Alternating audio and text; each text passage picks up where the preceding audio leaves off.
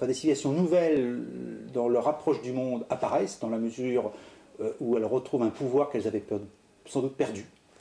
Prenons l'exemple de la Chine qui revendique une puissance mondiale, et que face à ces nouvelles puissances qui contestent l'hégémonie occidentale acquise pendant 5 siècles, presque légitimement, le monde occidental se trouve peut-être en position défensive. Et quel est cet enjeu à ce niveau-là? C'est que demain l'Occident soit éclaté, ait perdu peut-être le centre de ses repères, de ses valeurs, de sa vision du monde, car en fait nous sommes dans une opposition des visions du monde. Il y a plusieurs visions du monde aujourd'hui qui s'affrontent. Je crois qu'il y a un affrontement, je dirais, de la vision du monde tel qu'il sera demain. Et qu'aujourd'hui nous sommes en lutte pour définir quelle sera la ligne de conduite que suivra l'ensemble de l'humanité. Il y a une opposition presque de civilisation, pour ne pas reprendre Huntington, de plaques, où aujourd'hui on cherche un peu une sorte de vérité commune qui éviterait des affrontements sans doute physiques. Donc l'enjeu il est là. Que sera le monde occidental, les valeurs européennes et américaines, qu'il faut peut-être dissocier, demain, face à d'autres valeurs qui montent et qui contestent les valeurs que nous avons proposées et diffusées dans le monde depuis des siècles. Il y a un rapport de force qui se crée, puisque la puissance occidentale, qui est réelle militairement parlant, parfois fait douter de la réalité de son efficacité, puisque nous avons un certain nombre de réflexions éthiques en disant qu'on ne recourra pas à la force. Ce n'est pas la vision de beaucoup d'autres pays aujourd'hui, qui n'hésiteraient pas à utiliser la force pour défendre leurs intérêts nationaux. C'est une réalité. Donc l'enjeu aussi, dans cette perception, il faut convaincre, et c'est aussi un enjeu de survie, que le monde occidental est capable de défendre ses valeurs, certes par la communication, certes par la diffusion de ses idées, mais des idées ne sont rien s'il n'y a pas quelque chose derrière. Donc il faut que l'autre ait la perception que ce que nous sommes sera défendu jusqu'au bout, jusqu'au niveau qu'on estimera utile pour rester ce que nous sommes. Maintenant, vous avez posé une autre question qui est un petit peu, c'est la réalité qui justifie ce sentiment. Vous avez parlé de sentiment de menace, d'hostilité.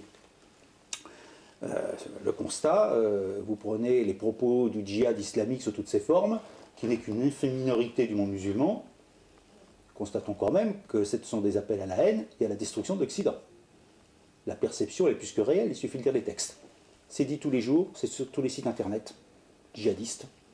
Les textes sont officialisés, il suffit de les prendre, ils sont traduits.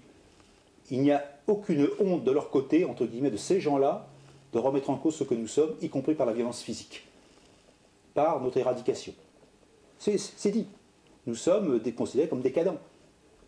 C'est une réalité, donc il faut en prendre compte. Maintenant, tout le monde en face n'est pas comme ça.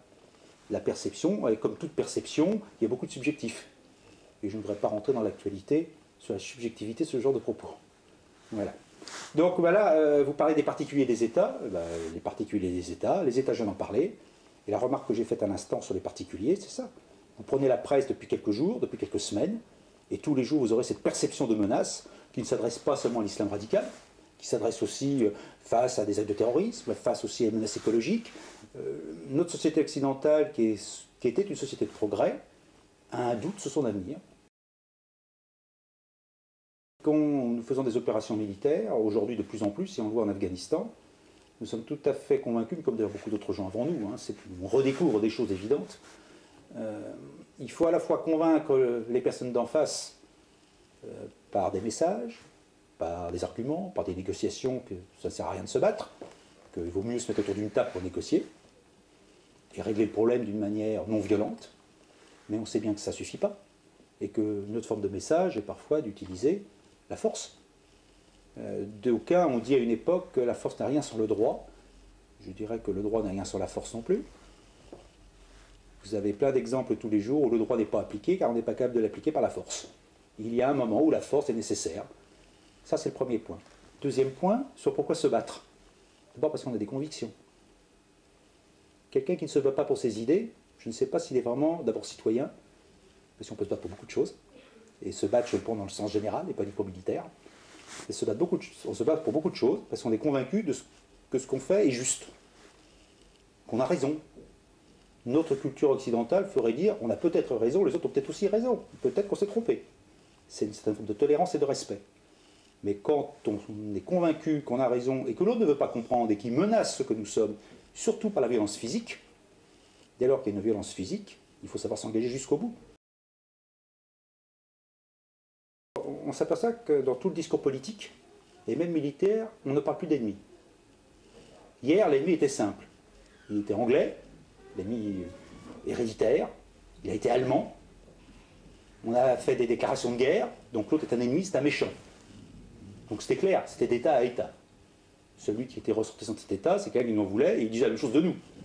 Et on faisait tout un discours de haine, d'ailleurs, et de propagande qui allait avec, pour le diaboliser. Donc nous, on a nos Anglais pendant des siècles, les Allemands pendant un peu moins longtemps, et on a été les leurs aussi d'ennemis. Donc c'est comme ça. Alors maintenant, l'ennemi, aujourd'hui, on n'en parle plus, il n'y a plus d'ennemis. D'abord parce que les démocraties ont une certaine idée de la reconstruction, entre guillemets, c'est-à-dire, et de la réconciliation. Reconstruction pour tout ce qui est physique, parce que maintenant, quand on fait une guerre, on se reconstruit chez les autres, alors qu'avant, on faisait payer un tribut de guerre, en plus du pays qui avait été détruit. C'est plus le cas aujourd'hui. Donc on reconstruit le pays où il y a eu la guerre, mais la reconstruction ne se limite pas aux aspects physiques d'un État, c'est aussi dans la réconciliation. Et les démocraties ont toujours eu, depuis assez longtemps, peut-être grâce à l'ONU, une volonté de ne jamais couper les ponts. Donc dire de quelqu'un qu'il est un ennemi, c'est finalement couper les ponts d'une certaine manière, dans la logique d'aujourd'hui. Ce n'était pas le cas hier, mais aujourd'hui, oui. Dire que quelqu'un est un ennemi, c'est qu'on coupe les ponts et qu'on va aller jusqu'au bout. Alors je crois que les démocraties ont peur d'appeler quelqu'un un ennemi, pour ces raisons-là, pour ne pas fermer la porte à la réconciliation. Dès lors que l'autre utilise, et j'ai bien dit l'autre, des moyens violents, et qu'il utilise la violence armée pour faire valoir ses idées, il se qualifie lui-même d'un ennemi, comme un étant un ennemi. Maintenant, dans le domaine de l'information, c'est tout le discours qui va avec. Vous remarquerez sur tout le discours en Afghanistan, il n'y a pas d'ennemis. On parle d'insurgés, à une époque on parle de terroristes. Les termes sont très importants. Ils sont très connotés. Surtout dans tout le monde pacifié d'une vie parisienne, d'une vie française bien tranquille. Un insurgé, finalement, ça fait moins peur. Si on avait dit un ennemi afghan, d'abord déjà ça passait pas très bien. Un insurgé terroriste, c'est très violent. Terroriste en plus, même s'il y a beaucoup d'actes de terrorisme, on veut éviter d'en parler. Insurgé, c'est rassurant. Parmi les insurgés afghans, il y a beaucoup de tendances. Il y a des gens d'Al-Qaïda, il y a des gens locaux, il y a des gens, des islamistes radicaux, il y a plein de raisons. Donc finalement, ça permet de mieux dissocier, de mettre sous un seul terme générique l'ensemble des ennemis qui s'opposent par exemple à nous en Afghanistan. Hier, je reviens à l'histoire, on savait à peu près pourquoi l'autre se battait. Il y avait des revendications territoriales ou de succession, c'était à peu près clair, à peu près net, idéologique aussi à un certain moment donné, mais c'est à peu près clair. Aujourd'hui, nous avons plutôt un amalgame de personnes ou de groupes qui utilisent la violence armée pour des fins propres, qu'ils habillent d'une certaine forme d'une idée générale qui justifie leur engagement,